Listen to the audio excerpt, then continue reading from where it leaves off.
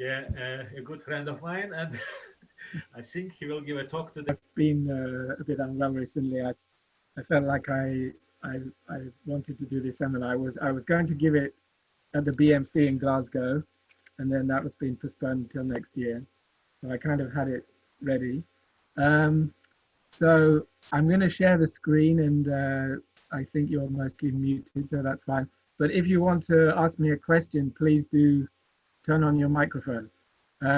So let me start sharing the screen, and I'll show you what I've got. So I've just got a title page, and then I'm afraid it's very low tech today because although there is this Zoom whiteboard, my tablet keeps crashing with Zoom. I've been trying to talk to my father in France on it, and it keeps crashing. So I've got kind of hardwired slides that are mostly handwritten and some typed, but mostly handwritten. So the pace will be slow, and please stop me if there's anything that you don't understand.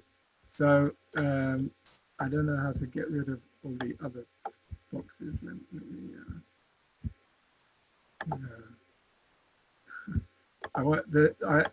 unfortunately, you can't see the title. Can you make it full screen, Andy? Because yeah, it is full screen, but at the moment my screen is showing me. I can see you as well. Yeah. Yeah, I don't know how to get rid of Sasha. And I'm happy to see you, but I can see you twice. Yeah. Okay. So the yeah. Wait a sec. Okay. Let me just let me try one more time to see, because it was working fine. So you just need to go with the cursor on this list with our faces, and then you just close it. Oh yeah. Okay. It seems to have gone now. Okay, that's good. Okay, so now I can make this.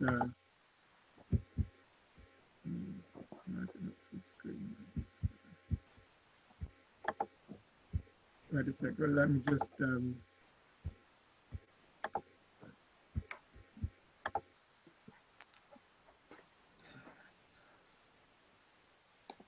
Just bear with me a minute while I get that, because I was doing this morning, but without other people's faces.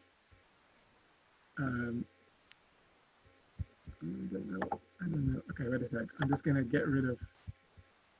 Give me a couple of minutes to, because I think if I get rid of some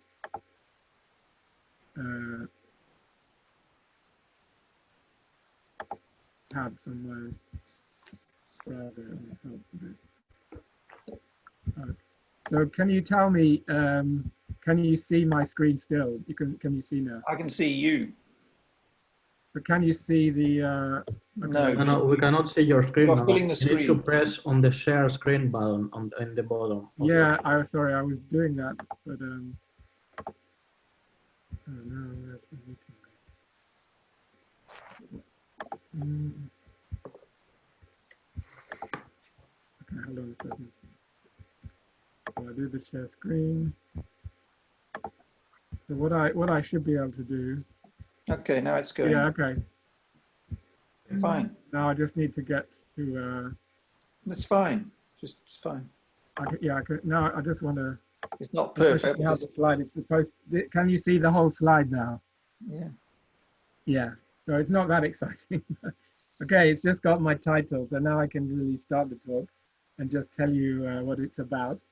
So for a few years now, I've been very interested in connections between discrete dynamical systems, and especially discrete integrable systems and number theory. And so what I'm going to tell you about today is a very simple example of a discrete integrable system, which is called the Lyness map, and how you can actually use that to perform an integer factorization algorithm, which is called the elliptic curve method. It was introduced by Lenstra, so it's known as the ECM. So that's my title, and then underneath the title, you should see a curve plotted. Can you see this blue curve. So this is a plane curve. We can't see anything, Andy, actually. All we can see is a big green screen. A big green screen. I mean, I'm enjoying your accounts, but it's only you. It's no pictures. Oh, wait a second. Okay, let me go back to Zoom again. Yeah, I think it doesn't work on full screen. So if you is that what it is? Okay. Yeah, I think I'm not sure, but I think that's what it is. Okay, well, you'll have to bear with me because when I was practicing it this morning, I was you have to. I was basically managing to do everything with full screen. So let me. Andy, you have to share the file. You open it as Adobe Reader, and you share the window of this Adobe Reader. Yeah. Not your screen, but the window from the reader.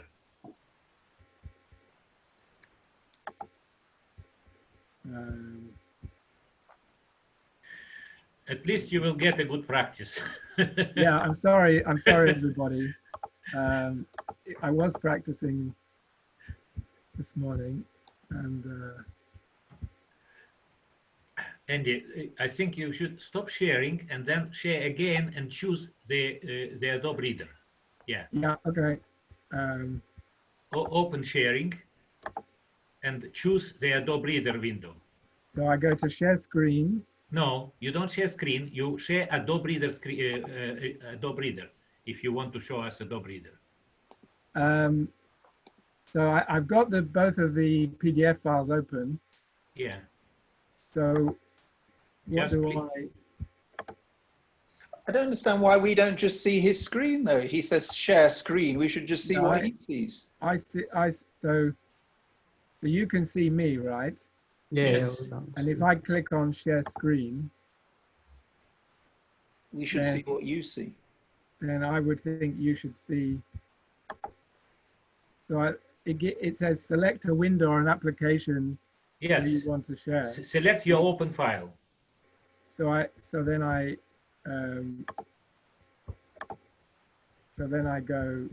click on the PDF file and say share. And they share, yeah. And now can you see it? Yes. Yes. Okay, good. Now you can see it, right? Okay. So it's working. Okay, so now you can see the title finally. And underneath the title, so just to explain, you should see a blue curve in the plane, which has four connected components and 3 points at infinity. And this is a curve of genus 1, which is basically a level set of this integrable map, which I'm going to tell you about in due course. And so a curve of genus 1, you can give it the structure of an abelian group, then it's an elliptic curve. And so what I want to explain is how this integrable dynamical system can be used to implement this factorization algorithm, which is based on elliptic curves, right? So there's the blue curve, which is under the title, and then there's a kind of repeated image of orbits, and that you should recognize Liouville tori. So this is a family of orbits of the map in the positive quadrant, so one of these maps. Okay, so that's just my title page, and now I'm going to stop sharing that one, and I'm going to go back to share screen, and now I'm going to show you my low-tech slides, and I'm going to show you them in different formats. So to begin with, I want to tell you, to motivate the talk, I want to tell you about factorization. So I'm going to, I think the writing is probably too small to read it like that the whole time, right? So it's okay. What I'm going to do is not do it as full screen. I'm going to kind of show you half the screen at a time. And then my writing is quite large. Okay, so the basic question, one of the basic questions, you could say, in arithmetic, is how do you factor an integer? And it turns out there are lots of ways, and which way is best actually depends quite a lot on how big the number n is, and also how big are the factors that you're trying to find. So first of all, I'm going to tell you about three very simple methods. So there's the trial division method, which you probably know about yourself from when you first understood numbers at school. Then there's two other methods that are due to Pollard. There's something called the P-1 method, and there's another one called the row method. And those are quite simple algorithms which work for relatively small integers n. Okay, so trial division is kind of what you know about at school, right?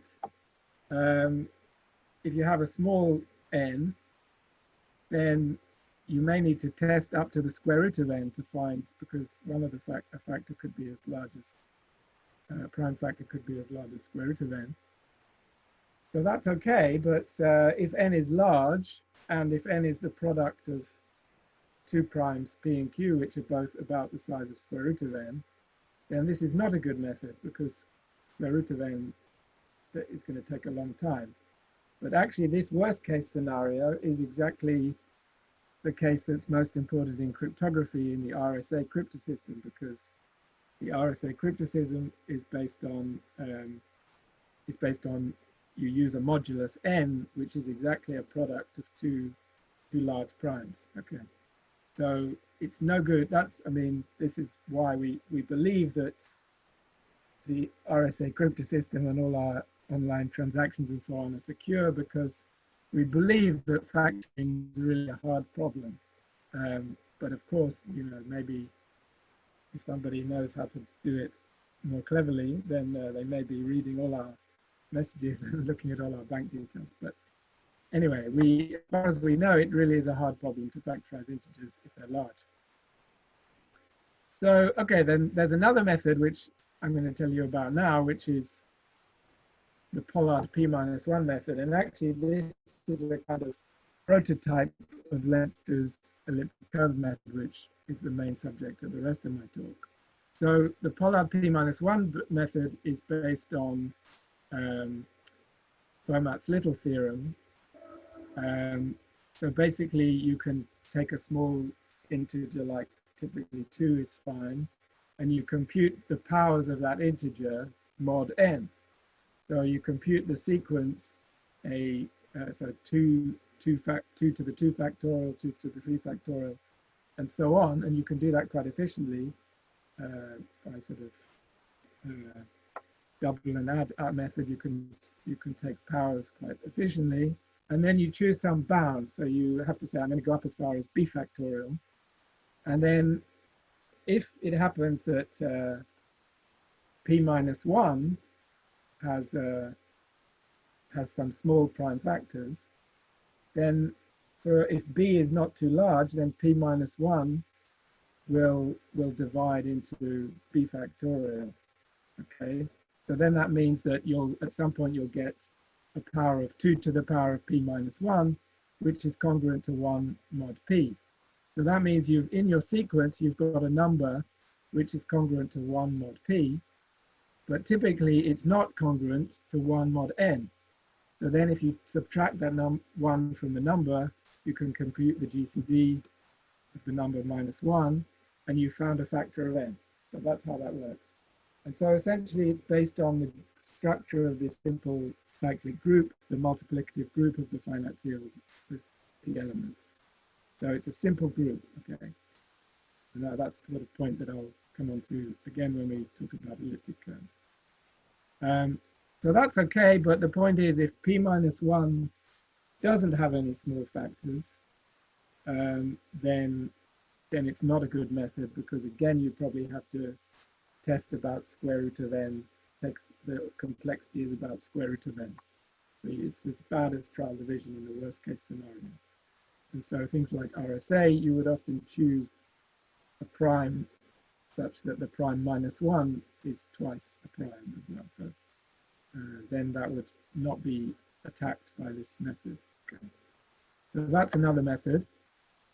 please stop me if there's anything you don't understand, because I know that this is not a number theory group, and I myself am, you know, am a relative novice in number theory. So if there's something that isn't clear, then I'm happy to explain it more carefully.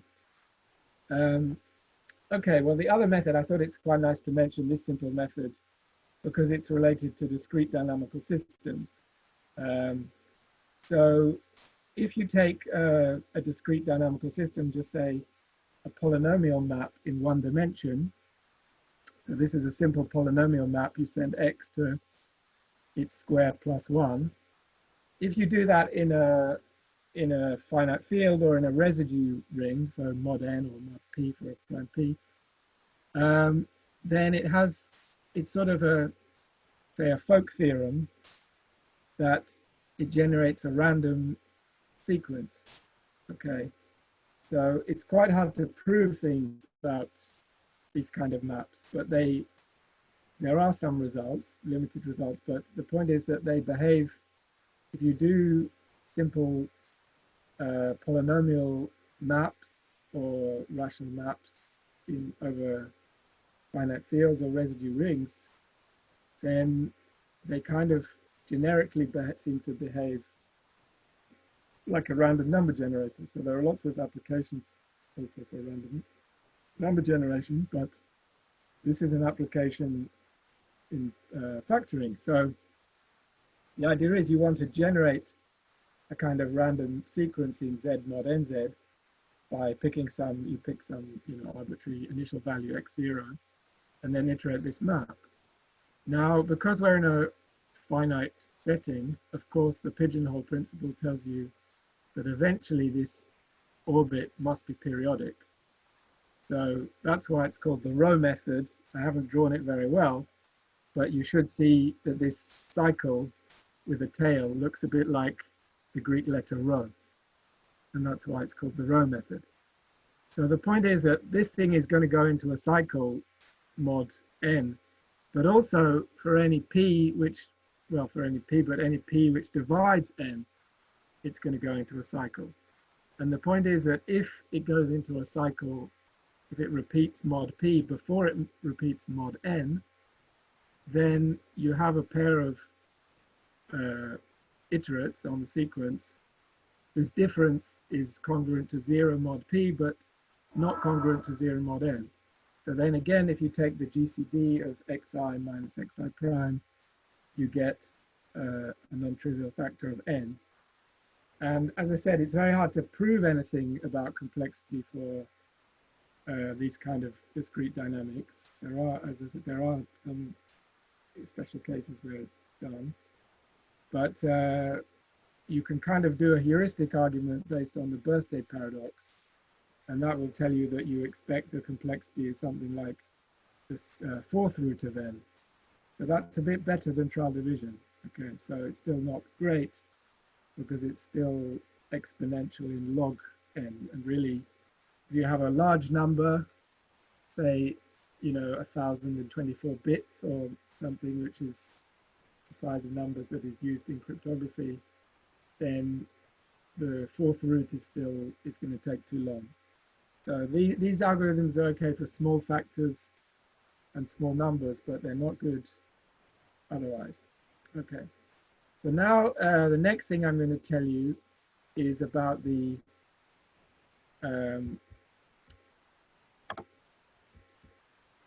big guns. Okay, so I've told you some simple factoring methods, and now I'm going to tell you briefly about some more heavy-duty factoring methods, which includes this elliptic curve method, which I'm then going to concentrate on for the rest of the talk. Okay, so these are a bit more sophisticated. So first of all, there's the elliptic curve method of Lenstra, which I'm going to really explain in more detail in a minute. But just like the Pollard method, P-1 method was based on the structure of the group, the multiplicative group mod P. This method is based on the structure of an elliptic curve of elliptic curves over finite fields. So you take an elliptic curve, we'll talk about that in detail in a minute, and you look at the points defined in a finite field. And now the point is that in the case of the multiplicative group mod P, that has an order P minus 1. That's all. That's the only. That's all. But if you look at an elliptic curve mod P, then the orders, that's a finite group, okay, and the order of that group also kind of behaves randomly in a certain sense. There's actually a precise way you can quantify that, but that behaves randomly in an interval around P plus 1. So there's what's called the Hasse-Waid bound, which tells you that the number of points on an elliptic curve mod P lies between P plus 1 minus 2 square root of P and P plus 1 plus 2 square root of P. And more or less, if you choose curves, randomly, then there's a precise thing called the Sutter-Tate distribution, which tells you actually that this is a kind of, actually like a semicircle law on that interval. So the distribution of group orders. So the point is that now the idea is you're going to exploit that freedom, because it means that you've got more chance of finding a group order which is going to give you a factor of n. So this was Lenstra's idea, and this algorithm it's a kind of a bit like the row method, or to some extent the P minus 1 method if you choose a random number instead of 2. It's a kind of a probabilistic algorithm, so you pick a curve at random and a point at random, and I'll explain that more. And so this algorithm is very good for finding, say, medium-sized prime factors. So the record, as far as I know, the most recent record I found is the number 2 to the power of 1181 minus 1, so that's a Mersenne number. That has a prime factor with 241 bits, which was found by this elliptic curve method.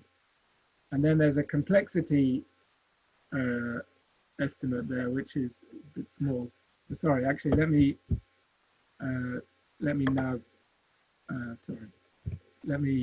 go back to the easier view. Okay, so I hope you could read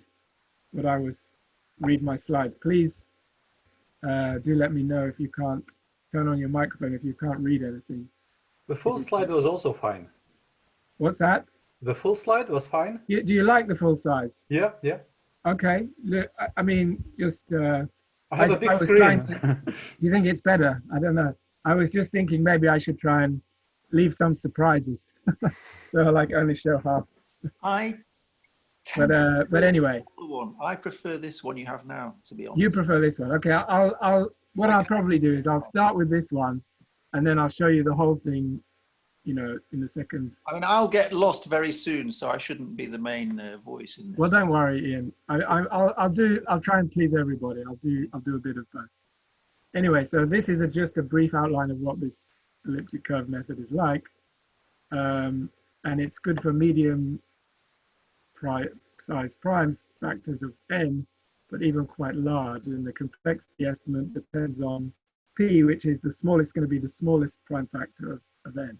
Okay, but then there are two more methods which are even more effective and more heavy duty, which are called the quadratic sieve and the number field sieve, and they're very closely related to each other. They're both based on an old idea of Fermat, which is that if you can write your number n, or a multiple of n, as a difference of two squares, but the difference of each number and the sum are not multiples of n, then of course you have x plus y or x minus y both have a common factor, a non-trivial common factor with n, right? So that's basically those congruences I've written there. That's why it's called a quadratic sieve, because we're looking at squares of numbers. And then it's a sieve which is based on using lots of smaller primes and lots of linear algebra actually to try and find suitable squares which will have this property. So that has about the same complexity as if you sort of think of n and p. You think of p as like the square root of n in the worst case. That also has a complexity estimate, which is pretty much similar to the elliptic curve method, but if p is as large as square root of n, then the quadratic sieve method is more efficient. And then there's an even more, so Dixon sort of developed some of the ideas originally, Pomerantz and then other people. But the number field sieve uses some bit more sophisticated ideas to make a more efficient algorithm, but it's based on the same ideas, really. And it can find large prime factors, so things with more than 400 bits. And so there were these RSA challenges, which are large numbers that people were challenged to factorize online, which now they're not awarding prizes for it anymore, sadly. But anyway, it was used to factor a number called RSA 576 in 2003. So that's a number with 506 bits. So it's quite a big number. And if you sort of look closely at these complexity estimates, you can see that it's actually even better than the quadratic sieve.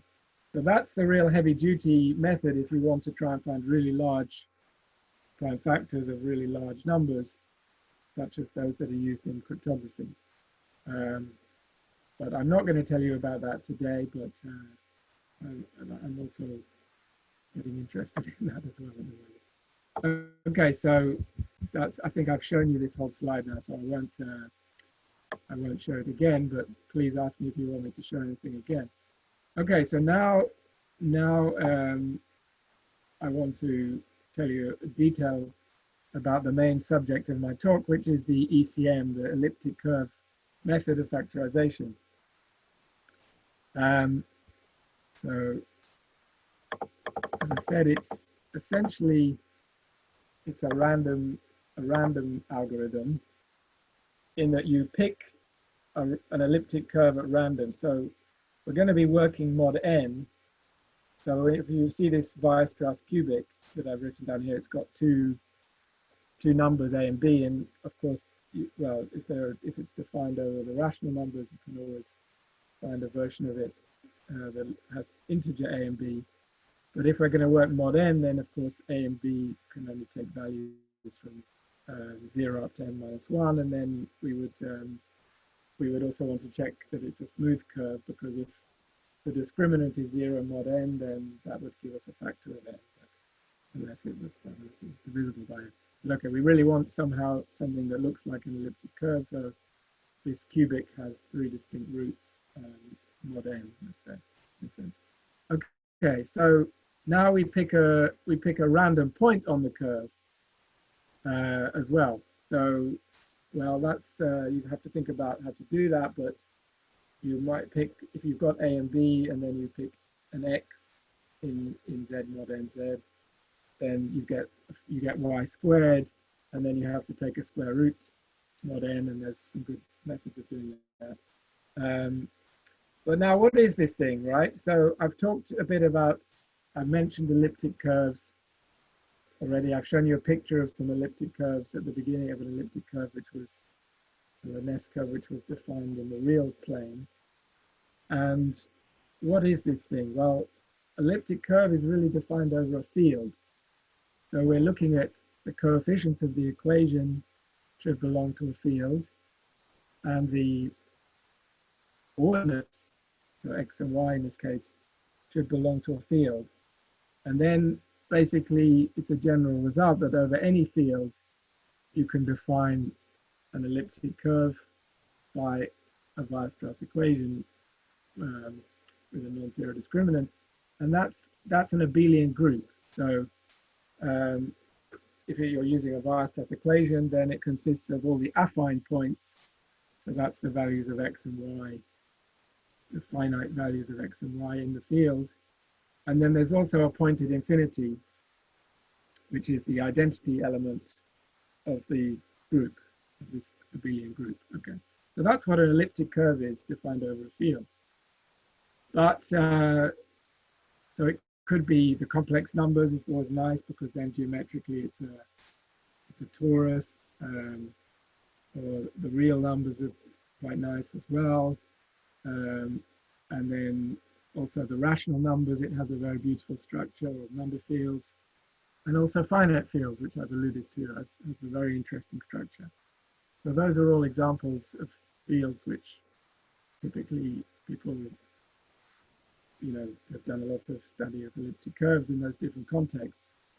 But now what we're talking about here, we're working mod n, and n is not a prime number. So the Z mod nz is a ring, it's not a field, it's a residue ring. And so really what we've got is not an elliptic curve, you could call it a pseudocurve, or what algebraic geometers would call a group scheme. And what that means is that you have points, affine points, which are in this, the square of the plane in Z mod nz over Z mod nz. So all those affine points x and y which satisfy this equation mod n, and then you also have the point at infinity, which is you add on as going to be your identity element. But now there's the group law of the curve, which I said if you're working over a field that gives you an abelian group, and I'll give you some formulae in a minute, which you probably have seen, but just so everybody knows what I'm talking about. So the point is that in a field that's an abelian group. But the point is that if we do use the group law of a curve mod n, then it turns out that there will be pairs of points which don't give an element, it don't give a pair x and y in which each belong to Z mod nz. So essentially the problem is when you do addition in an elliptic curve, if you know what the formulae that I'm going to show you in a minute, you have to do some division. And so at some point you divide by 0, and that means that you can divide by 0. That means that you've hit the point at infinity and you're in a field. Okay. And you can do this very carefully with projective coordinates and so on as well. But this is a simple way to explain it. So the point is when you get some denominator that's 0, then normally that means that you hit the point at infinity. And both x and y will hit infinity at the same place. Okay. But if we work mod n, it can happen that we get, well, if the denominator that we're dividing by is a multiple of n, then that makes sense. That we would say that really does look like infinity if we worked in mod n. Okay. But if we have a denominator which has a common factor with n but is not a multiple of n, then that's not really defined. That doesn't really make sense. So that's why it's a pseudocurve or a group scheme. It's like almost a group, but there are some points, pairs of points for which the group law is undefined and they don't give you a point in the scheme. So that's really what it is. Okay. So now the idea of Lenstra is that actually we can use this to find factors of n, right? So we've got a curve that we've picked, and we also have picked a point P, and then we pick some multiple of some number S, which I'm going to stand for scalar, so we call it a scalar multiple. So you add the point P to itself S times, so P plus P plus P S times. And you use the group law, and then, okay, the question is, what should S be? Well, if you pick some bound, which is going to be could be fairly large, then you want ideally S to be a prime power or a product of prime powers, or we could, just like in Pollard, if you think we were computing powers of a number up to b factorial, well, that's a bit like we could compute b factorial multiples of the point P, the same idea really. So we're still in an abelian group, just like in the Pollard P-1 method, and we want to find an element whose order divides S in the group. Okay, but that's the order in the group which is defined mod P. Okay, so what's going to happen, if we're lucky, is we've chosen an S which has lots of small prime factors, and the group law, the order of the group of the curve E, the elliptic curve mod P, is such that this point P, if we take this multiple S, we get the identity, we get the point of infinity. Okay, so that means that in our arithmetic, it means that we get some denominator which is divisible by P, and that tells us that we've reached the point of infinity in the curve mod P. But if we're lucky, then it may happen that you know, so P is a factor of n, and for some factor P of n, you know, we reach the identity mod P, but the point SP is not defined in the curve mod n, right? So then that means that this denominator, the denominator of the x coordinate, we could take the y coordinate, or we could take actually any function on the curve which has a pole at infinity would be good. That's going to have a denominator which has a non-trivial common factor with n. Okay, so then we found a factor of n. So, okay, I hope, let me to please, just to sort of let you read the whole thing. I know Ian liked it like that, but just to give you a minute. It's a good idea. Yeah. What's that? Good idea. And tell me, you can do that for any A and B defining E in the beginning. Yeah, you can pick any A and B. Obviously, we're working mod n. You only need to choose values between 0 and n minus 1. Yeah, so the game is to choose a good A and B, presumably. Well, in a way, the game is that you try it for, you choose a curve and a point and try it up to some bound and see if it works. And if it doesn't work, there's a sort of twist to the algorithm. You can push it a little bit higher and compute some higher multiples of P a bit fast, quite fast. I won't explain that now, but you can push it a bit higher. Or you could say, well, no, I'm going to give up on this curve and this point, and I'm just going to choose another curve and a point around them and try it again. And so typically what you do is you try a few different curves, and there are strategies for choosing curves, because you want the... That was my question. Yeah. Yeah, so basically you want the order of the group.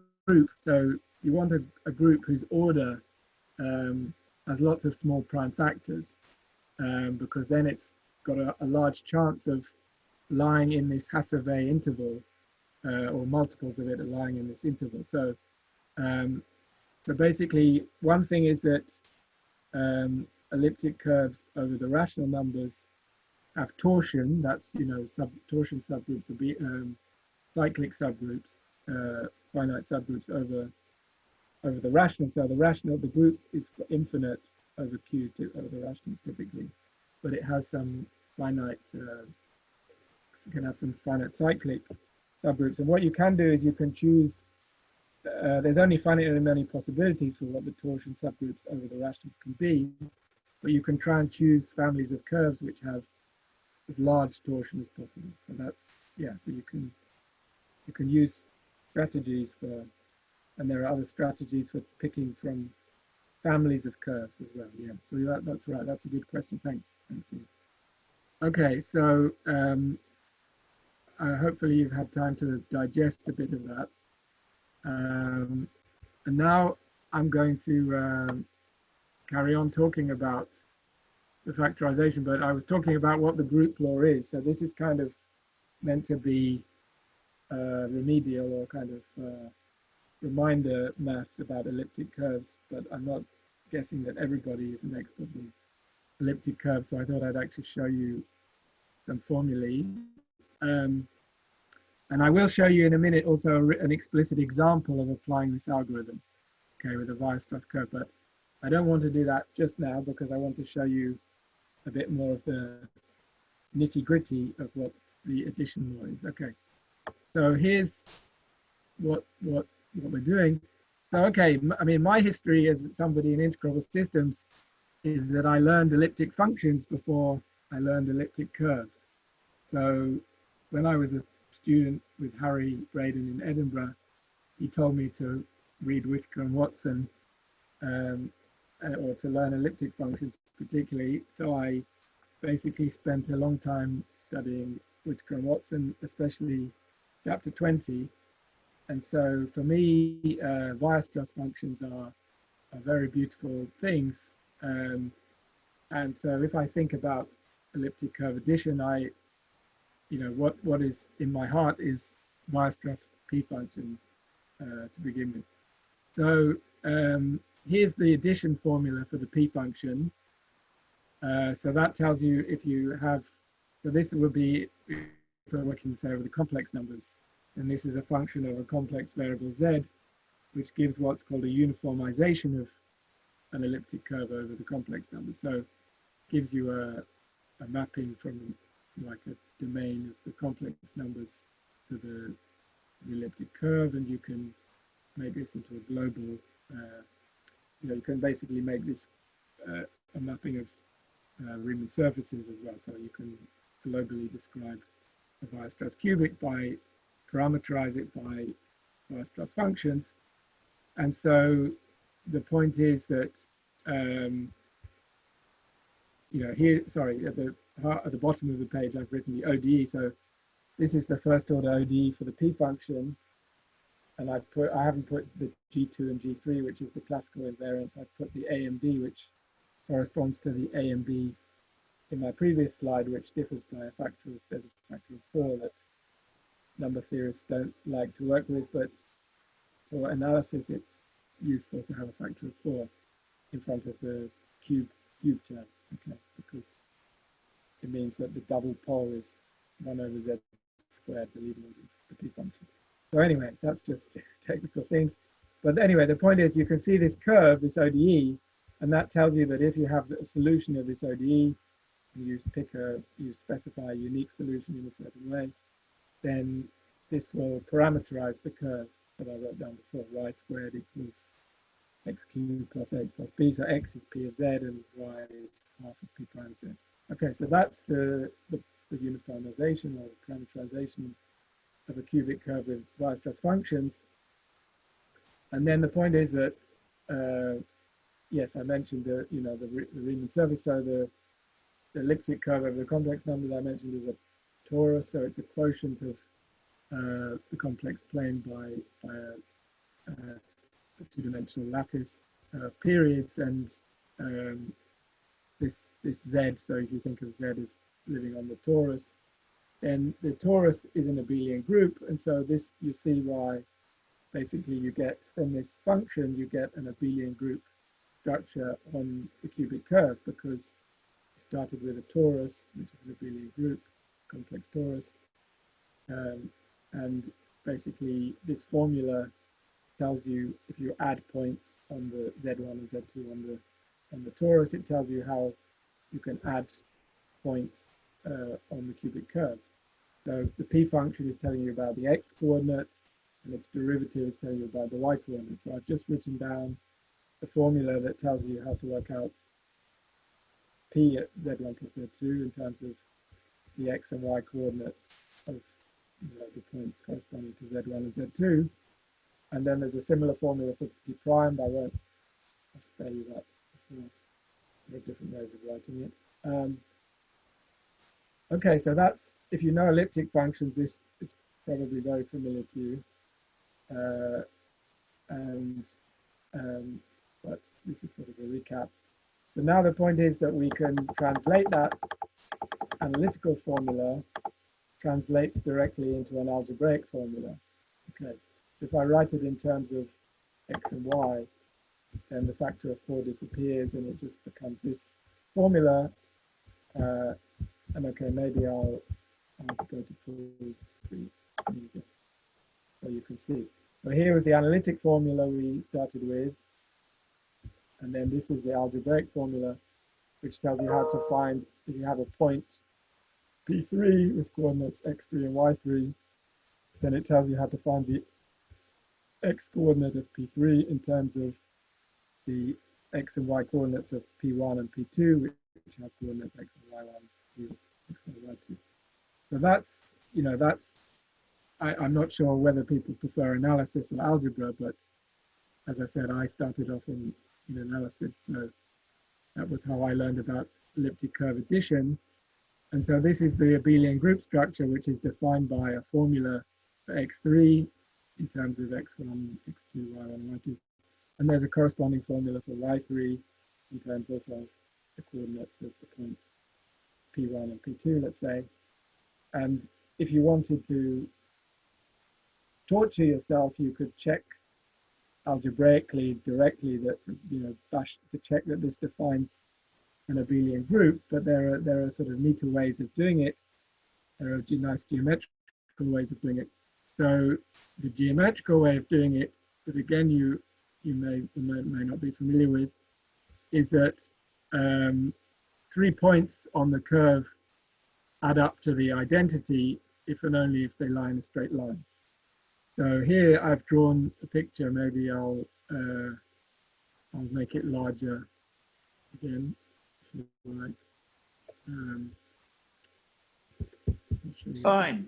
Is it fine? Yeah. As long as it's fine. Fine big and it's fine small. Okay. Okay. It's as I said, I like saving a bit of the surprises to not show you the whole. If I was doing a Blackboard talk, then you know it would be more like that. So I like to not reveal everything at once. So here's the chord with 3 points, and so P1 plus P2 plus minus P3 adds up to the identity. Minus P3 is the inverse of P3, and for a Weierstrass curve, that's the curve that you just get from reflecting P3 in the x-axis. So this shows you, if you want to work out P1 plus P2, you draw a chord, and then you reflect the third point, and you find P3. So that works for any smooth plane cubic, actually, which I'll mention again a bit later. Okay, so I'm sort of expecting that many people are familiar with this, and I hope it wasn't too boring for you. But do let me know if anything is too fast or too slow. Okay. So now, as I said, I'm not revealing everything at once. This slide came out of any color and a different piece of paper. To say a little bit more, I've told you how to add 2 points, which would be a generic pair of points. But the geometrical construction is often called the Cordon tangent method. And we've seen the chord, but if you look at the formula, which I've just removed, you'll see that it has x1 minus x2 in a denominator. And so if x1 equals x2, that formula is going to break down. So it's not what you call a unified addition law on the Weierstrass cubic, because there are special cases. And this is actually arithmetically, I mean, for applications, this is a bit of a sticking point. It makes them, you know, some things inconvenient because you have to have special cases. So one case is if P1 is minus P2, then you're adding something to its inverse, so you're getting the point at infinity. So you would expect to have a denominator 0. You really want 0. That's really giving you the point at infinity, the identity. But if P1 equals P2, that means you're adding a point to itself, right? P1 plus P1. So that's known as duplication or doubling. Doubling a point, you're working out 2P1. So of course, if you use the analytic formula, you use L'Hopital's rule, and you get the second derivative appears of the P function to work out P of 2Z1. Or if we eliminate P double prime with the second order ODE, then we can also write P double prime in terms of the x coordinate. So this is the purely algebraic formula for doubling. But as I said, having these special cases makes applications, you know, a bit more complicated. So, because you have to, in your method, you have to break up into special cases. And one of the big sort of interests in number theory, and especially cryptography is using different models of elliptic curves, because actually that can simplify the arithmetic.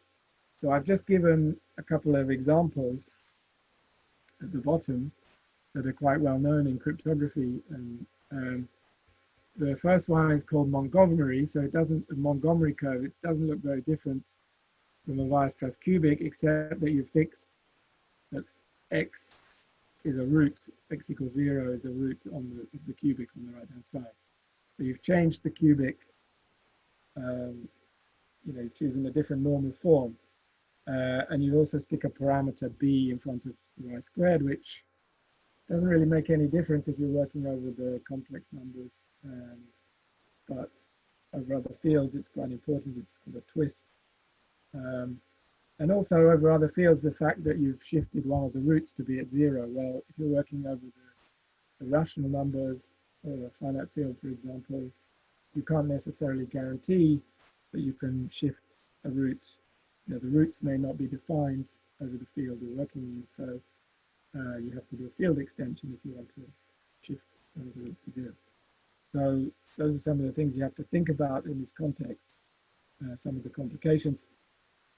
And then at the bottom, there's actually a very nice type of curve called an Edwards curve, which is a curve of genus 1. And a fellow called Edwards wrote a paper about this in about, I think it was 2007, and it was picked up very quickly by the cryptography community because the addition law is what's sort of unified in a sense, because for any finite pairs of points, x1, y1, x2, y2, you can write down a single formula which is valid for addition and doubling. So duplication, the case when the 2 points are the same.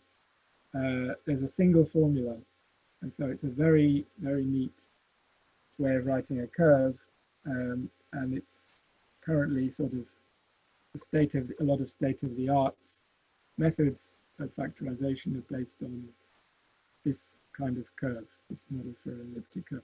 So these are, again, in both cases, they're plane curves of genus 1, but they're just different ways of writing different birational equivalent models of elliptic curves. And actually, Edwards' curve, although he didn't realize it at the time, he wrote down a theta function parameterization of the curve, but actually you can write it very simply in terms of Jacobi elliptic functions. So it's actually, I realized when I was looking back at Whitaker and Watson when I first saw this paper some years ago, that actually you can see the Edwards addition law if you look at chapter 21 of Whitaker and Watson. You have to you use Jacobi sign, and then but it's a ratio of the other two. I think it's dc, so it's dn over cn. Dn divided by the Jacobi cosine. Anyway, that's your x and y coordinates. So it's quite a neat way of writing it. Okay. So then, just to summarize before I go on to show you an example of this elliptic curve algorithm. So we've been talking about how things were traditionally being done using Weierstrass curves, which are very convenient in many ways. But as I say, in applications, there's been a drive to look at other models of elliptic curves. And that's sort of really what the main point of my talk is about, is using some elliptic curves models which arise from discrete integrable systems to find, possibly better models that are useful for applications. So that was my interest in this question. Okay. But so there are these other models, and then I'll show you another model when we do Lyness maps. Okay. So I promised that I would actually show you how the algorithm works. Oops.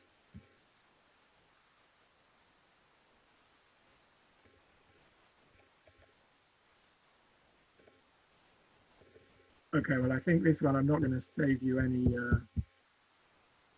anything by not showing you the whole screen. So there's quite a lot to it.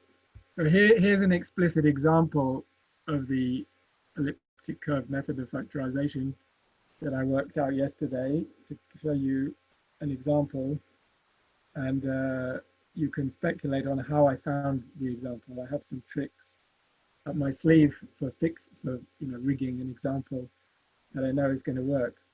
So the number that I've picked is 1,739. That's not too big. That's not a prime number. You can try and check that yourself by trial division. It won't take too long. And now we pick a curve. So as I said, we pick A and B. So here's a Weierstrass cubic. And I picked A and B are both, numbers considered integers mod n. So they actually ended up being quite, I'm sorry. The numbers that I picked ended up being quite close to n when I worked them out. And then I picked also a random point on the curve. Well, as I said, I didn't pick it at random, I cheated, but you would be, you could do this experiment yourself. Pick an integer. I would, if you know how to, program, simple maple or something with elliptic curve addition. I use Python because it's a lot faster, but so okay, you can pick some random numbers and then pick a random point. Actually I was saying, you pick A and B and then pick X, and then you have to take a square root to find Y. Well, actually you could be cleverer than that. You could pick X and Y at random and pick A at random, and then B would be determined by the equation for E. You see what I mean? So if I pick this value for P, if I picked X is 1162 and Y is 869, and I picked my N at the start, then I can work out Y squared minus X cubed minus, and I picked A minus 1135 times X, and that will be the value of B. So that's a kind of cleverer way of not having to take a square root, if you like. That's one way you could work, if you have a cleverer way to find these random curves and points. Okay, so we can start calculating multiples of the point P now, and we do everything mod 1739. And so we use the Weierstrass addition law, and so we can compute P, 2P, 3P, and so on. And I'm just recording the X coordinates. Okay, so this is the sequence of X coordinates that you get from computing multiples of P up to 9P.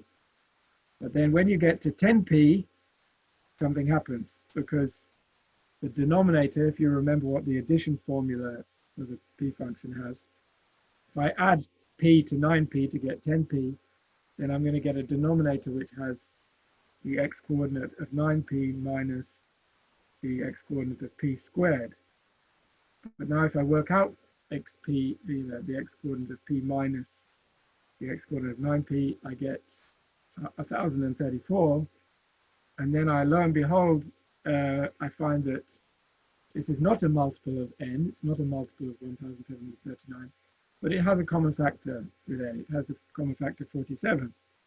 So now we found the common factor of n. We found a factor of n, which is 47, which is prime. And then it's not hard to then divide it by 47 and find that there's only one other prime factor, which is 37. So this number is 37 times 47. Okay, so there we are. We've completely factorized n by applying this algorithm. So I'm hoping you're kind of getting more of an idea of how the algorithm works from seeing this simple example, that we take a point on a curve and we compute multiples. Possibly we may need to compute quite large multiples, but ideally we don't have to compute too many multiples compared with the size of n, or the number of steps that we use is not going to be too big compared with n if we're lucky. So here we were pretty lucky. We only computed 10 lots of P, and we already found a prime factor of n. Okay. And so what's the explanation here? Well, if you look at what you've been doing, then the point 10p is not a point on the pseudo curve mod n, the elliptic curve that I've written there, E.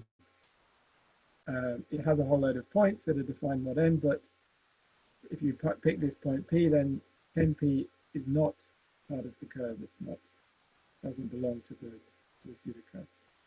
However, because we've got a denominator that's divisible by this prime number p, which is 47, if we looked at this curve mod 47, then that's also, but that's a real elliptic curve now. It's over a finite field with 47 elements.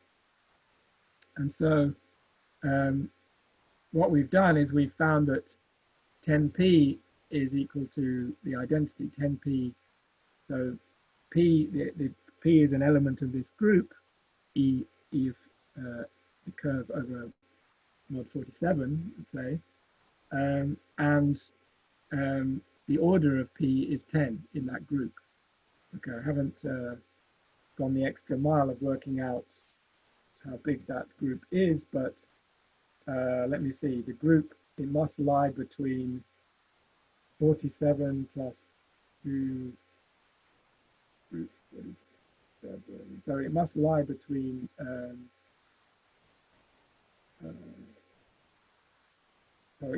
just to be crude, it must lie between 48 plus or minus 7 is the order of that group from the Hasse-Weil bound.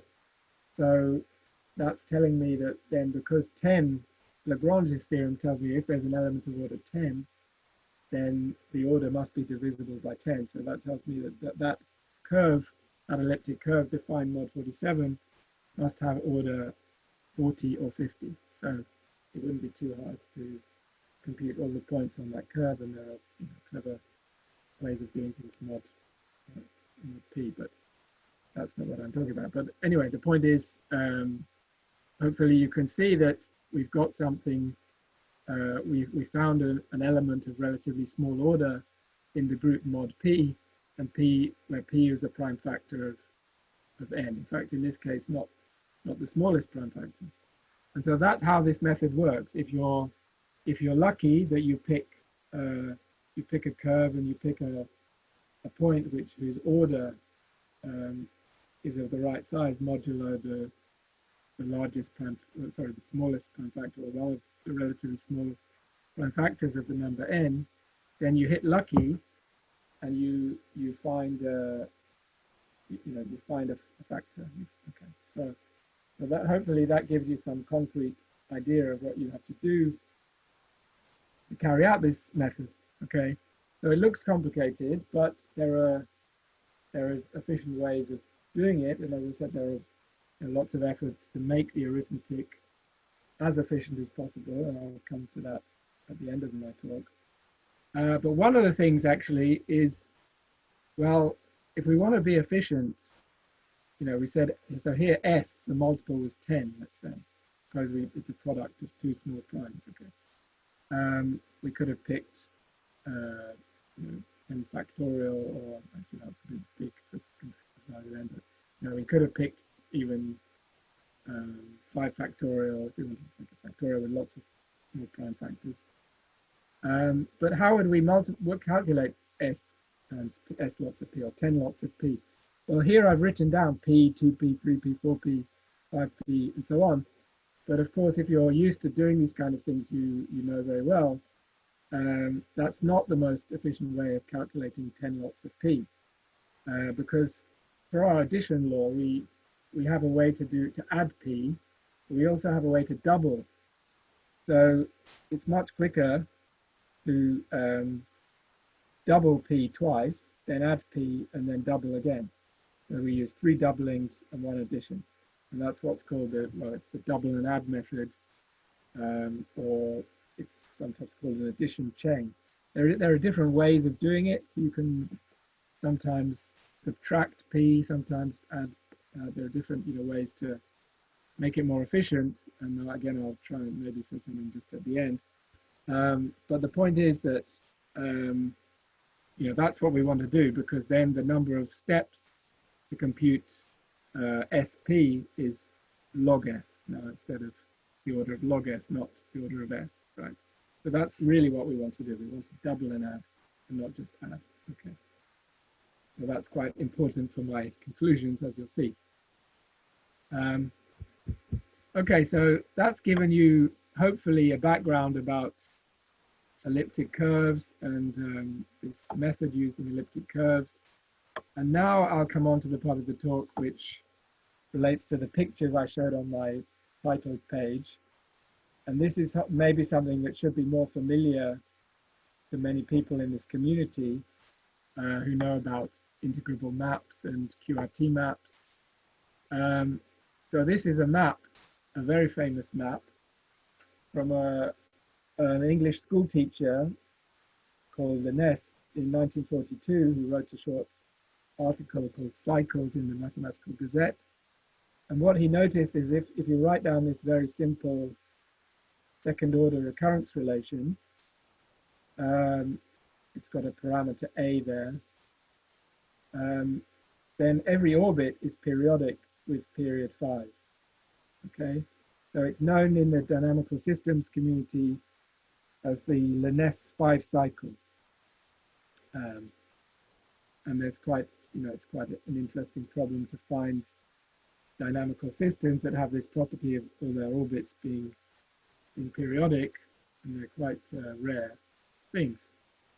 Well, I could qualify that actually, but yeah, they are rare among the universe of dynamical systems, although there are infinitely many examples that we know about nowadays, actually partly thanks to the theory of cluster algebras, which so that was actually Sasha said possibly I should talk about cluster algebras and discrete integrable systems, and that's another one of my main interests in the last few years, and actually it does have some direct connection to this topic, but I won't really say much about it now, really. I'll just mention in passing. But okay, this map, so this or recurrence, we can always rescale UN, so we can get rid of A, the parameter. I'll just set A equals 1, and then we just have a simple birational map in the plane. And this birational map, you know, this recurrence relation, it has many many avatars in mathematics. There's the pentagrammum mirificum of Gauss, the pentagon identity for the logarithm function, also Coxeter's Frieze patterns. The simplest example of the Frieze pattern is related to the pentagramma and to its recurrence.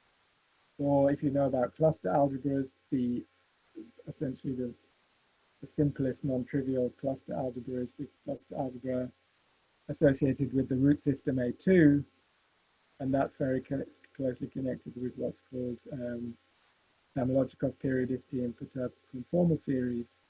And actually that, you know, part of the motivation of cluster algebras and an eventual proof of, you know, broad generalizations of this periodicity conjecture about form factors in conformal theories came from cluster algebra. So that's a sort of fairly recent development. And then, oh yeah, there's also associahedra, so that's also related to the cluster algebra. There's the associahedron, K4 is also, again, the pentagram basically. So so there are many, you know, this this map kind of appears at period 5. It kind of appears in a whole host of places. Actually, even it appears in the theory of the Cremona group, so the birational transformations of the plane, which preserve log canonical symplectic form, which I'll show you in a minute. That it was conjectured by Uznich that they're generated by basically the modular group and the torus in the scalings, and then this map order 5, and that was proved by Jeremy Blum quite recently. So that's quite another sort of unusual place, maybe where this map crops up unexpected. I don't really, the other things that I've mentioned are all somehow connected to each other. You can see more or less that the thread is between them, but I don't really understand how it comes up in the Cremona group. That's sort of maybe a new surprising thing. Maybe somebody else has an idea. But okay, that was the map with, I had just had one parameter A. So let me now show you the full screen so you can not get fed up with me moving it up and down. So that was the map which had one parameter. And then we just said, well, we can always rescale the parameter. And now for the rest of the talk, I'm going to call this the Lyness map. But it's really, well, it looks like a 2-parameter family. But of course, again, we can rescale by A. And so we can set A to be 1. And then it's really a 1-parameter family of maps. Okay. Because A equals 0 is kind of somehow trivial case that we will ignore. And as I said, there's a symplectic form, and that's preserved. It's invariant under the map. It's preserved by all of these maps. And it's, again, it's connected with cluster algebras. These more canonical structures appear naturally in cluster algebras as well. So, but yeah, we won't say any more about that. So this is the map that we're looking at, the Lyness map with.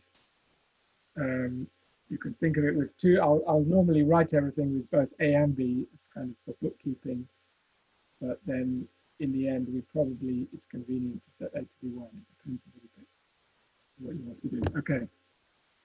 So just try and keep this very simple mapping in mind. It's also been called by this symplectic form. Yeah. Symplectic form is just asking to be expressed via logarithms. I mean, what is the map? Isn't it more natural? Well, d log x wedge d log y. Yeah. So yeah. I mean. So it's the natural sort of singular symplectic form in the plane somehow. So it has a singularity. Comment, if you write it as exponentials, it maybe looks. Yeah, exponentials make it look regular, but obviously along the coordinate axes it's singular. Okay. So, I mean, if you want to think about real orbits, then you might want to restrict to different quadrants, and then you can write it, as with a non-singular symplectic form on each quadrant, if you like, in the real plane.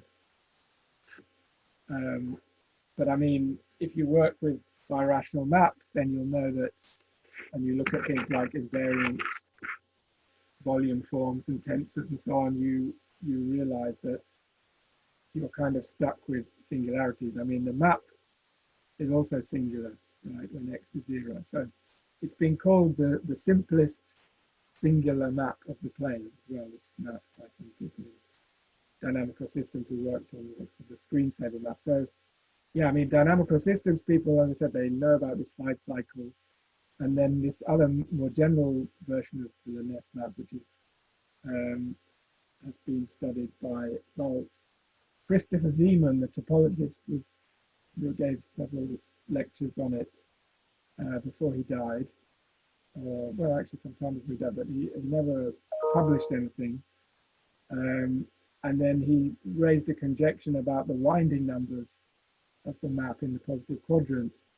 And that problem was studied in detail by Boykers and Cushman, and they managed to prove his conjecture. So if you like, the detailed structure of this map in the real case has been quite well understood. But in a way, it's a special case, as we'll see, of what are called QRT maps.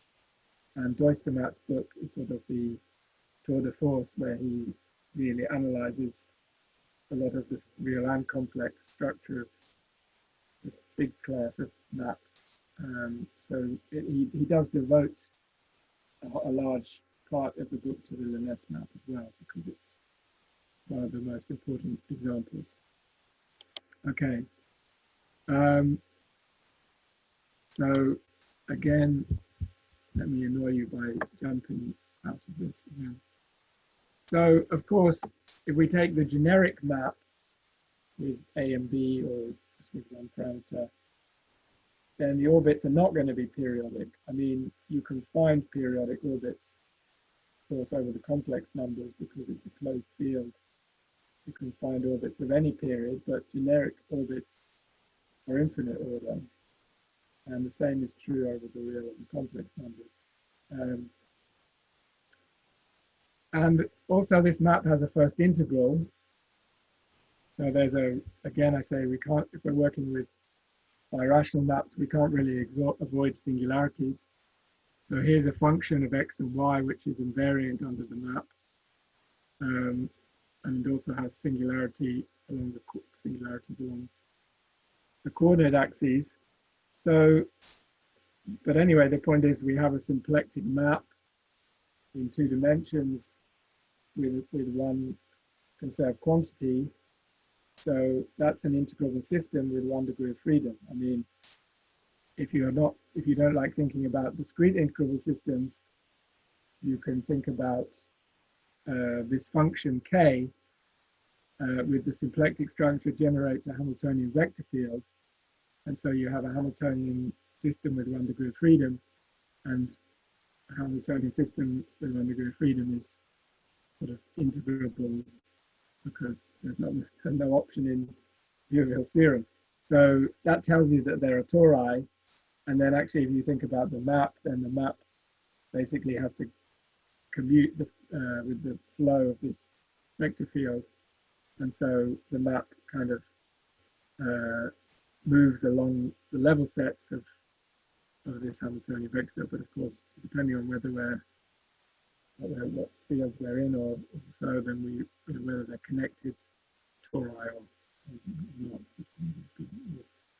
It depends. Okay, but so anyway, this is a very simple integrable system with 1 degree of freedom, but we're really thinking of it as a discrete system. And so these kind of systems are very well known, or many examples are known, and are sort of unified into what's called QRT maps. And the Lyness map is a special case of what's called a symmetric QRT map. So Quispel-Roberts-Thompson QRT, they found an 18-parameter family of birational maps of the plane, which kind of absorbs many known examples of integrable maps in the plane. And in each case, you have a conserved quantity and an invariant symplectic form. And in general, QRT maps, the way to define them is you can start from a biquadratic curve, so a curve that's quadratic in x and y. And in this case, it's a symmetric biquadratic, so it's also symmetric if you switch x and y.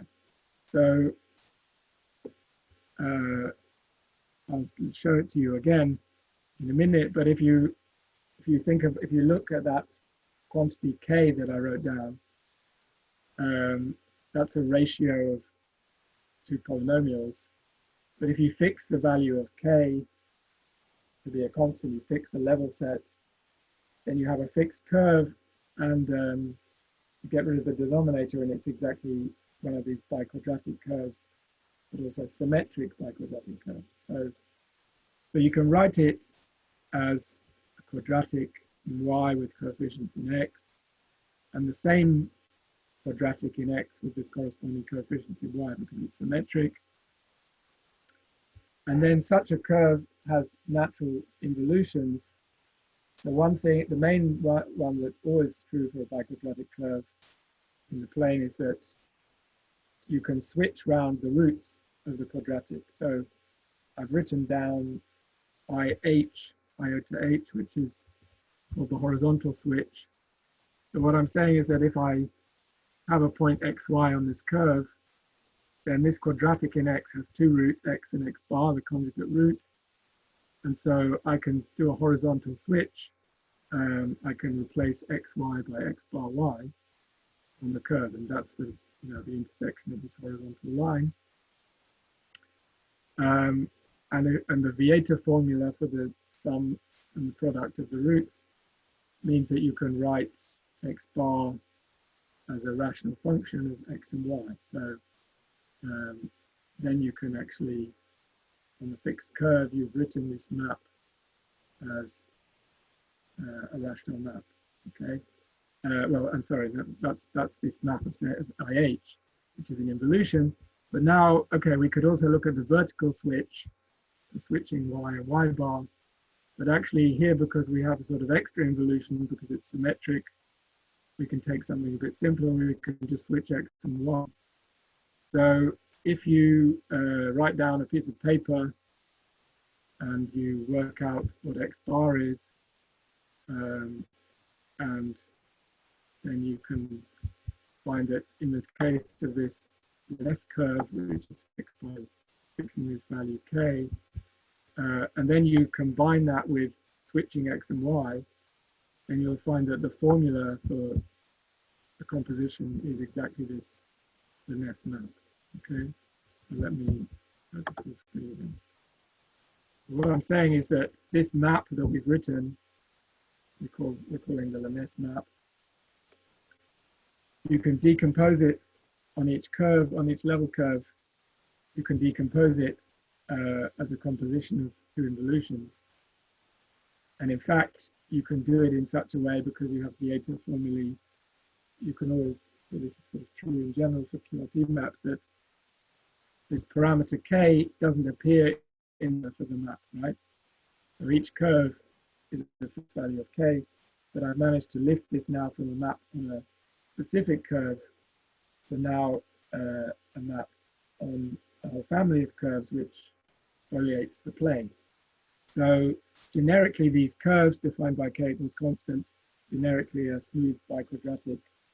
If you embed it in P1 cross P1 is a nice way to do it. It's a curve of genus 1. And so you have actually a pencil of elliptic curves, which is labeled by the value of k, for a one parameter family. And so phi is actually an automorphism of this pencil, which preserves the fibres. So each fibre is one of these curves, k equals constant, and you've written down something that's now defined on the whole plane, sorry, which now is this exactly this Lyness map, but this works in a much broader context of QRT maps. Okay, so that's a nice exercise if you've never tried working out QRT maps. It's a very, it's a couple of lines of algebra, really. It's a nice exercise. Now, the other thing is that the map on each fiber, on each curve, is an automorphism of the fiber, the map from the fiber to itself. And if you know about curves of genus 1, then basically that tells you in this case that you, from whatever point you start on the curve, this map just shifts you on the curve by some other point P. So that's basically sort of general result about genus 1 curves and automorphisms that tells you in this case that the map is just a translation on the curve by some shift point P. And actually the P, so P naught is your, if you like, your initial point where you start in the plane, but on a, lies on, generically lies on one curve, one fiber. And then you shift it by some point P, and actually P doesn't depend on your starting point P0 on the curve. In fact, in coordinates, it doesn't actually depend on even the fiber as its speed. But yeah, but anyway, the idea is that if we iterate this map, what do? We start from a point P0, which lies on some particular curve, which is fixed by the value of k. And then we add P. So one iteration gives us P0 plus P. And then another iteration of phi gives us P0 plus 2P. And then another iteration gives us P0 plus 3P, and so on. Okay? So if we iterate phi, we generate a sequence of points P0 plus NP. And we can, because it's birational, we can numerically, once we can invert it, so we can also compute for negative n as well. Go backwards. So we compute an initial point plus the multiples of p. That's what the map does in terms of the group law of the elliptic curve, which is given by a fixed value of k. Okay. Okay, so I'm hoping that a lot of you have seen this thing before, and that this part of the talk was familiar with you, but I know it may not be familiar to everybody because not everybody knows about discrete integral systems. But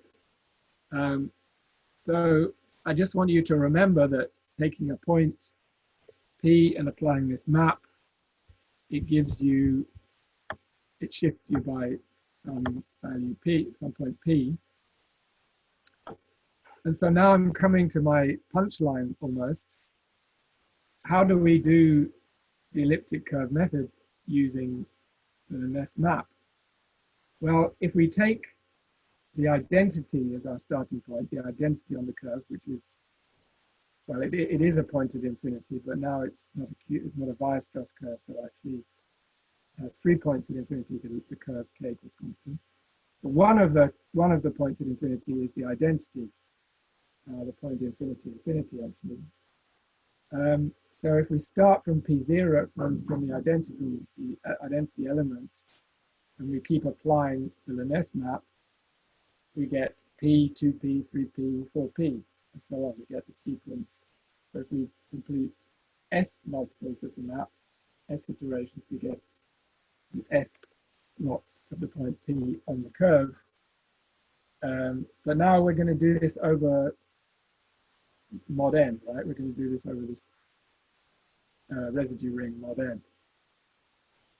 So why would we want to do this? I mean,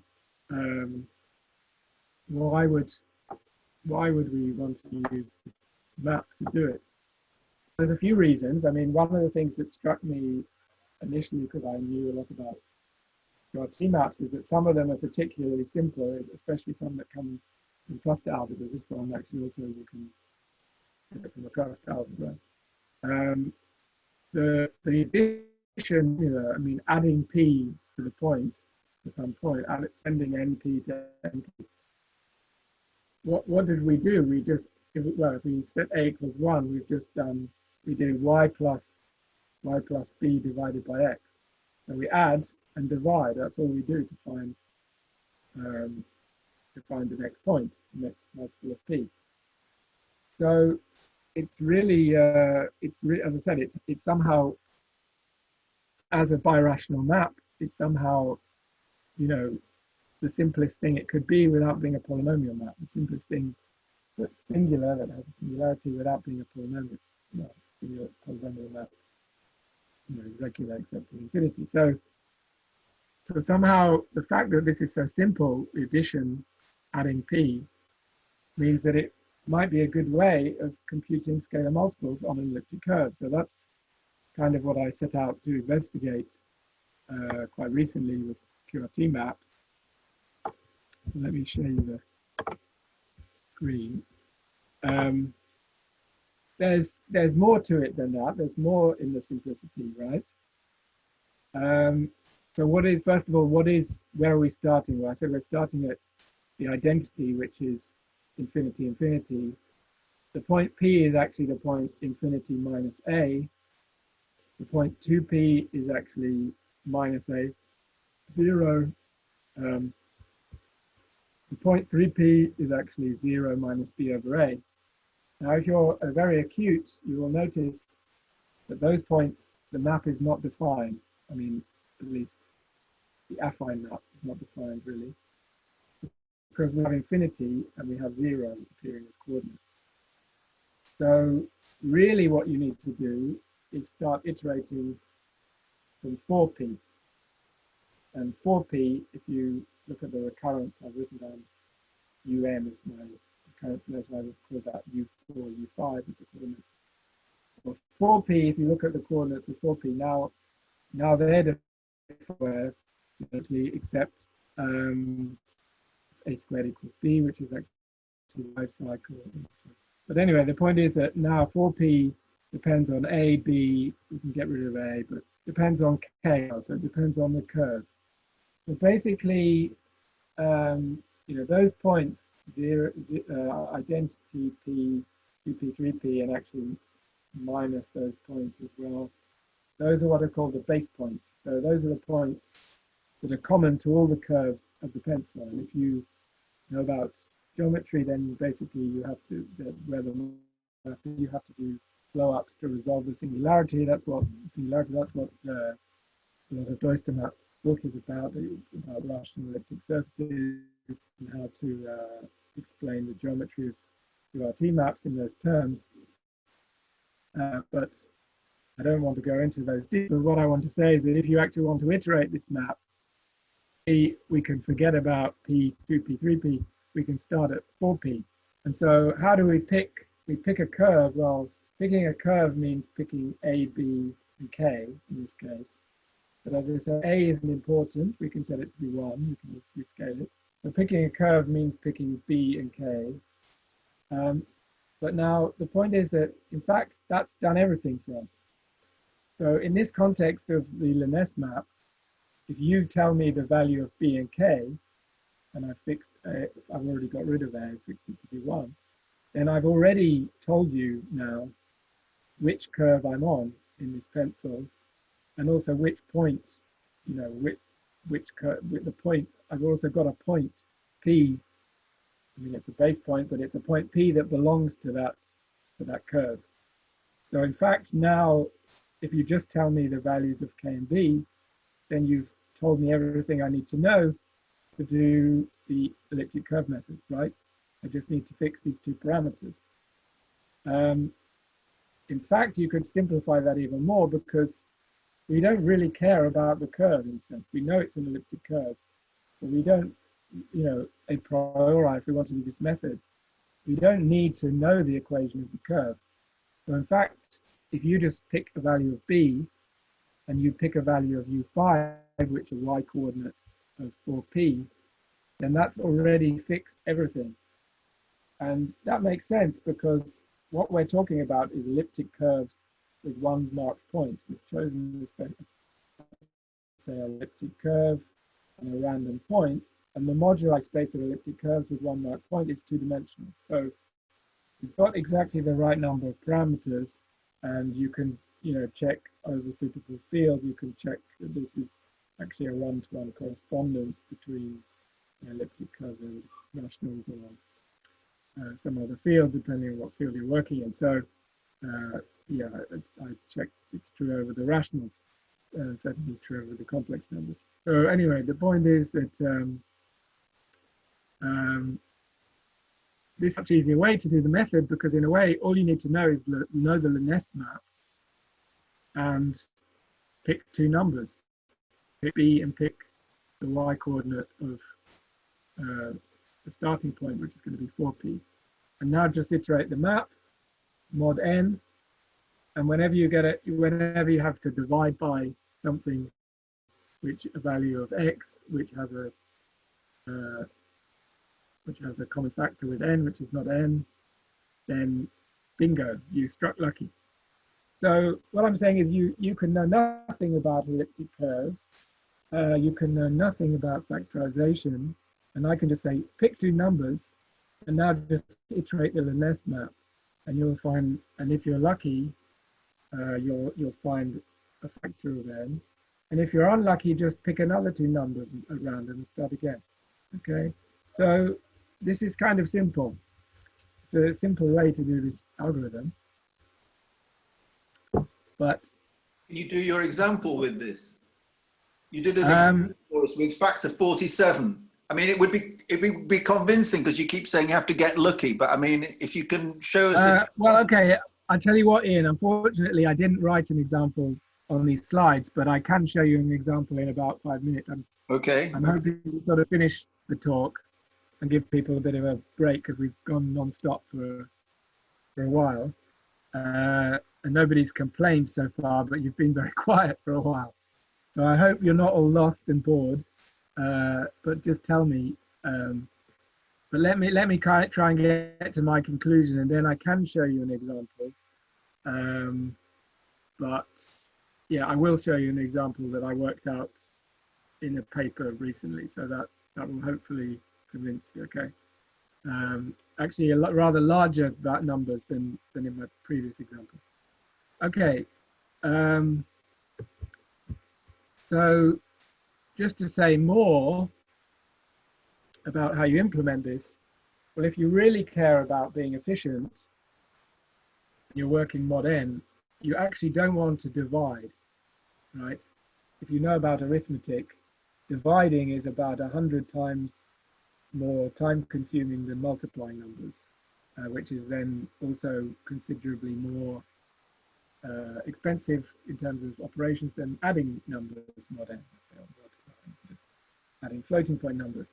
So we don't really want to work with a birational map in affine coordinates because we have to divide at every step. And that means you have to compute the modular inverse. And that means you're computing a greatest common divisor. You have to use the Euclidean algorithm, so it means you're computing a GCD at every iteration. And that's costly. Now, what you can do instead is work in projective coordinates. And I've mentioned that like these curves and biquadratic curves, they work out really nicely in P1 cross P1 rather than P2, which is the usual projective lift that you would do with a cubic. So this curve is a cubic as well, but it looks nice in P1 cross P1. So now here what I've done is I've rewritten the Lyness map. And so I've got 4 projective coordinates, x, w for the x, affine, and yz, capital YZ for the y, little y, affine. And I'm going to write this as a map of projective coordinates, okay? And then here's the map. So it's a bit more complicated because we have to split everything up in each, each affine equation gives you 2 projective equations, and we doubled everything, making P1 plus P1. But this is remarkably efficient, right? So I'll show you some comparison in a minute. But if we set a equals 1, then what do we have to do? To work out y star, we have to multiply z by b and then add y. We don't really care about adding because it's cheap. And then we multiply y plus bz by w. And what we've done is 2 multiplications, or we kind of count b as a separate, we call that multiplication by a constant. I've used the letter c here. So typically with sort of constant values that are pre-computed at the start, it's cheaper to multiply by a already stored value. So b will be fixed at the start. And so we did one constant multiplication and 1 multiplication to get y star. And we did another multiplication to get z star. We did x times z. So in total, we did 3 multiplications, or 2 multiplications plus 1 multiplication by a constant. And if multiplication by a constant is cheap, if we can ignore even b, it's quite a small number, small parameter, then we've only done 2 multiplications. So now you can compare that with what people do normally in Weierstrass. If you do Weierstrass in projective coordinates, you need to do 14 multiplications to add a pair of points. And in the twisted Edwards, which is, well, it's a version of Edwards with another parameter, you can do that with 11 multiplications. So this is amazingly cheap compared to ordinary addition of 2 points. Okay. I'm slightly brushing something else under the carpet because I'm actually not adding a generic pair of points. I'm not adding any P1 to any P2. I'm adding a multiple of P. I'm adding P to a multiple of P. But still, this is much cheaper than what you can do with state-of-the-art to add a point. Okay. So it's because the Lyness map is so simple that it's incredibly efficient for doing this. However, here's the sticking point, apart from the thing I mentioned about P1 plus P2. Well, as I said, if you really want to compute S, lots of P, efficiently in order of log S steps, you don't just add P plus P plus P plus P. You do double and add, right? You have to do some kind of what's called an addition chain in order to have order of log S steps. So the question is, if we use Lyness, then what does doubling look like? Okay, so this is my last two slides, and then I'll show. So this is a bit small, so I will go to. Okay, so doubling. What does doubling look like? So you can compute doubling a cubic curve because it's a cubic curve. That's to do with finding tangent points to compute the double. Or you can directly use the fact that this is equivalent to bias plus cubic and translate the formula. So what is this is somehow the doubling version of the Lyness map, okay?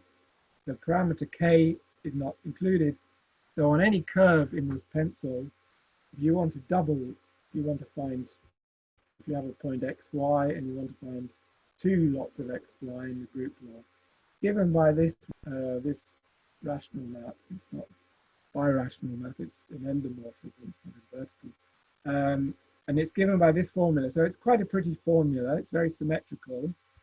And you can see also the symplectic form is doubled by this map, which is what you'd expect because you're sort of doubling on a torus, right? If you think about what's happening on the ori.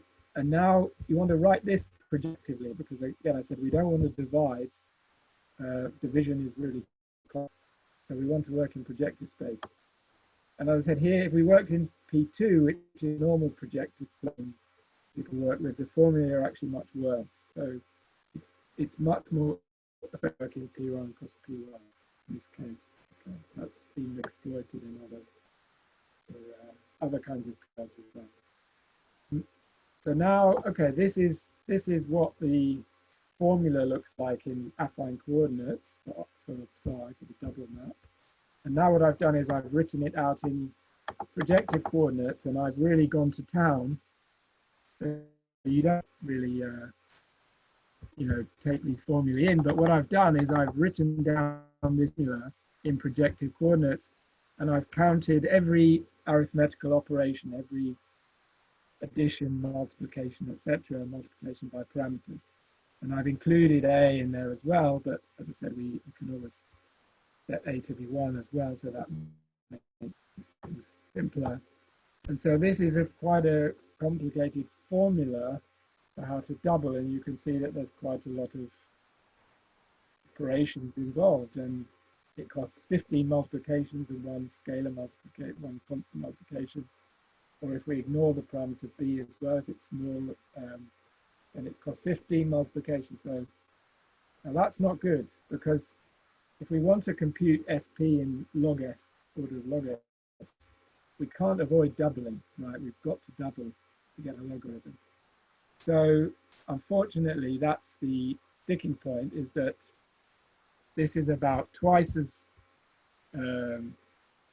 slow. Doubling is about twice as slow as the state-of-the-art Edwards curves, or twisted Edwards curves, which takes 7 multiplications for doubling. Without, if we forget about the parameters. And then there's also something called Montgomery. Well, in fact, Montgomery, we're not really doubling in the curve, but we're doubling just the x coordinates. But there's some clever things you can do with Montgomery just that make it efficient, but it's still not as efficient as Edwards curves. So those are the kind of state-of-the-art methods. So what I'm saying is that Lyness maps, my conclusion is Lyness maps,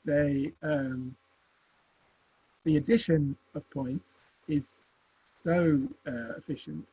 It's sort of a factor of 4. Let me remind myself. Yeah, at least a factor of 4 or 5 better than the state of the art.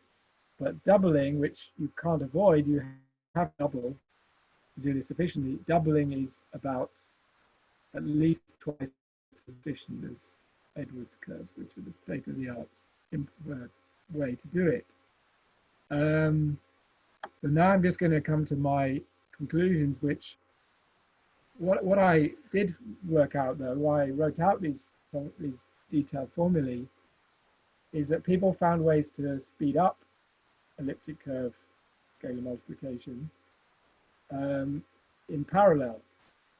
And it turns out that the Lyness doubling formula is very symmetric, and so it's easy to parallelize with 4 processes. So then the doubling cost now reduces to just 4 multiplications plus a constant, or just 4 multiplications if we ignore the constant.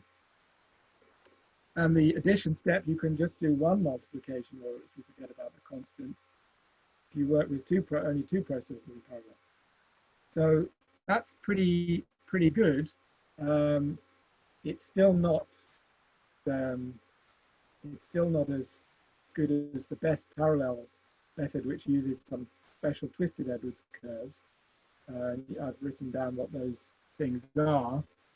So with 4 processes, you can do 1m plus 1c or 2m plus 1c.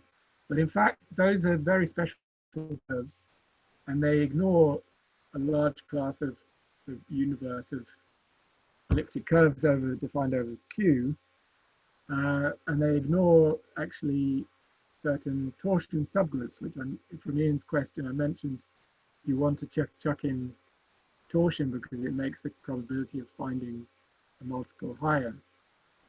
So actually, whereas these Lyness curves, any curve over the rationals is birationally equivalent to a Lyness curve. So in fact, with a choice of point. So in fact, you know, there may be advantages in doing Lyness, whether in parallel or not, because it actually gives you access to more curves and maybe better chance of finding prime factors. So I'm going to say thank you for listening. I've also written down the algorithm for doubling with 4 processes. This is exactly how you count all the steps. This is how you double a point on a Lyness curve with 4 processes. And then, okay, so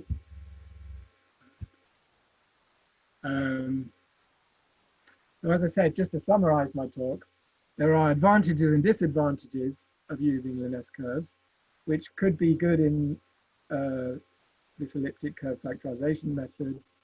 There are many other applications in cryptography, like Diffie-Hellman key exchange, where you again compute scalar multiples of points. Alice and Bob, when they're trying to share a secure key, they can do that with elliptic curves. The other thing is that I'm actually trying to get funding for this because I've sort of hooked up with somebody in the cryptography group in Kent who's using elliptic curves.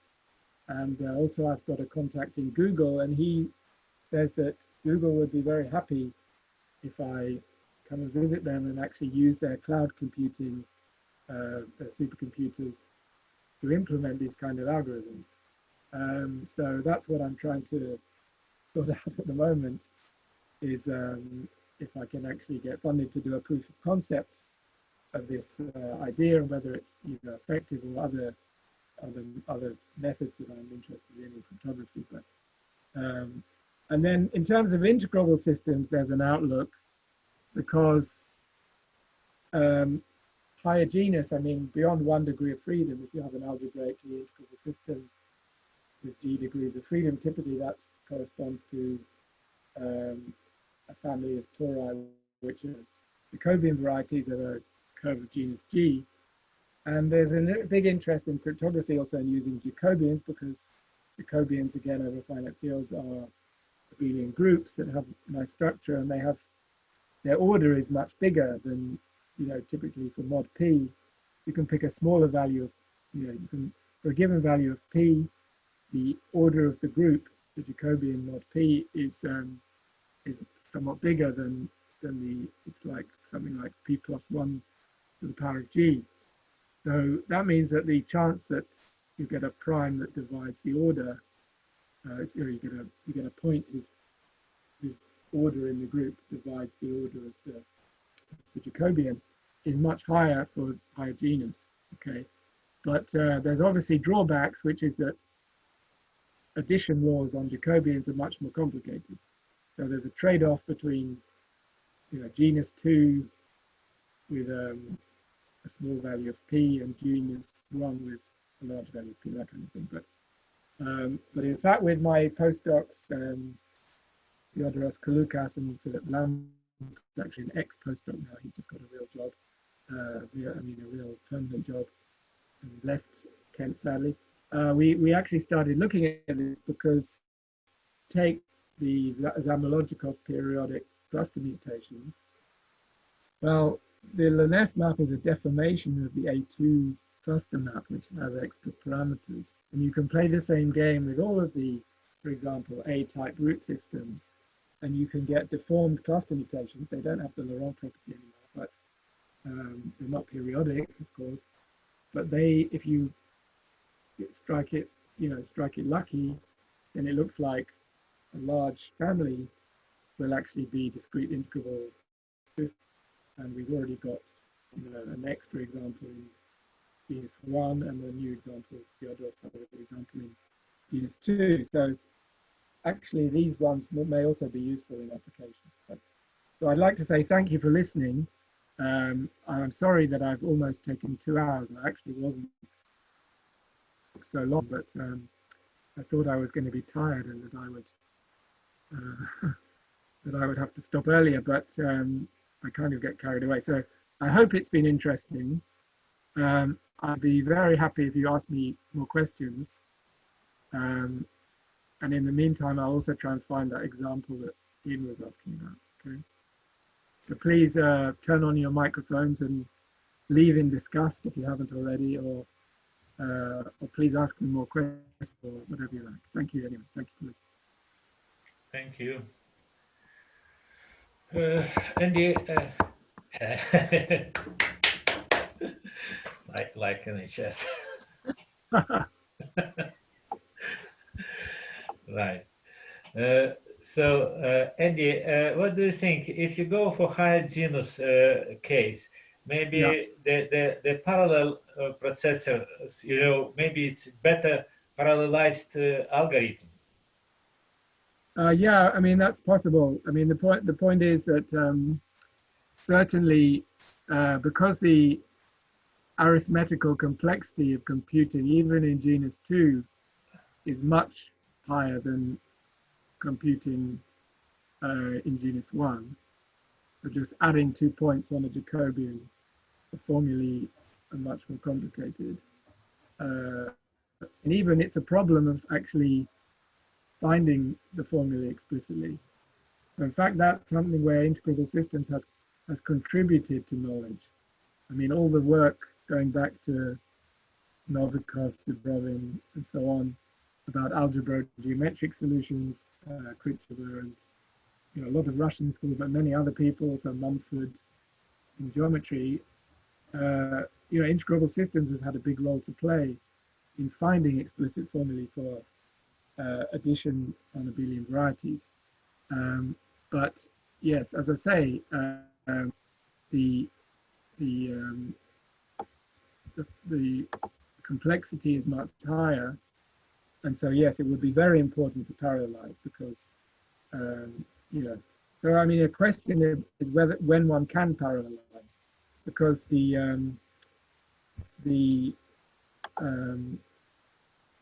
Lyness doubling parallelizes very neatly with 4 processes, but if you do that with other curves, it doesn't. Other models of elliptic curves, it doesn't. I mean, Weierstrass is not so easy to parallelize, for example. So yeah, it's.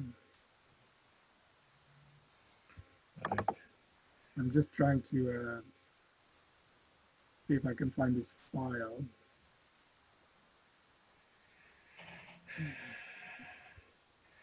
Right, we will try to sort out this, clash with seminar in Glasgow, and I will let you guys know about the outcome. I just sent an email to Alan Fordy about that before, so we will try to sort it out. So, in case you weren't convinced, and Ian wanted to see an example, I mean, the best thing is if you go to archive and you search for me, then you'll find that one of the most recent papers has ECM and Lyness in the film from this year, and you'll find an example on quite near the end of that paper. But okay, I've got the example. Actually, Andy, I wasn't so much asking for an example as I was trying to sort of propose a piece of showmanship for you, because you showed, you created. You're right. I did think created an example already. So it was just, you did it yesterday, right? So if you just said, by the way, let me just take that one and see what it does, then it would be rather, yeah, true. You know, I should have done that. Pulling it out of my style, you know. I agree that would have been good.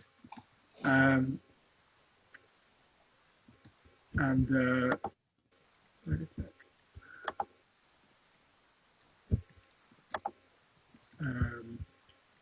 No, I agree. I should have.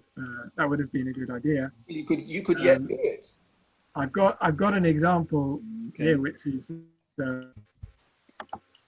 much bigger. It's for some reason.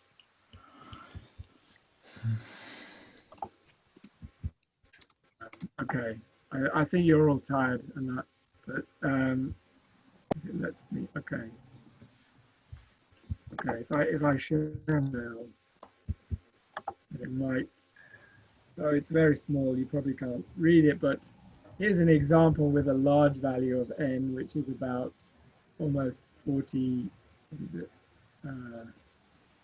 No, 3.5 billion, and the scalar multiple is 28, and we picked a equals 1, b is 2, and there's the value a, and the point is that we compute 28 lots of a point with the map, and the numbers are obviously bigger, but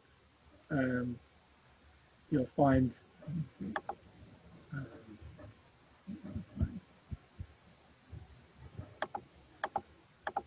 that 6,605,979 is a prime factor of that number of size 3.5 billion. So anyway, if you really want to see how it works, then I just suggest you look at my paper. But yeah, you're right, Ian. I should have done an example as well, but I thought that there was enough content. There's probably too much content in the talk anyway. But thank you for persevering and listening for so long. All of those of you still 21 participants. I just share with everyone the link to the paper on the chat line. Oh, thanks a lot, Satiris. Yeah, that's great. Yeah. Yeah, so as I said, I was going to talk about this in the BMC. Might give the same talk again when it happens next year, assuming life is normal again. But I also submitted this paper to algorithmic number theory symposium. So again, I don't know if it's going to be a virtual conference in New Zealand or something, but in July. But so I'm trying to really, this is the first time I've explained this work to integrable systems people. So I'd be pleased for any feedback. But also, that will be maybe the first time I explain it to more like number theory experts. So anyway, that's kind of where I'm going. But the crypto people seem to be interested already, so that's good. Okay, thank you, India. All right, well, thank you very much for inviting me, Sasha. Thanks for... Yeah, the seminar will be posted, the record will be posted on the web page, and everybody will have access to that. Thank you, India. Yeah, that's brilliant. Thank you, everybody, for listening. Yes, thanks again. Bye. Keep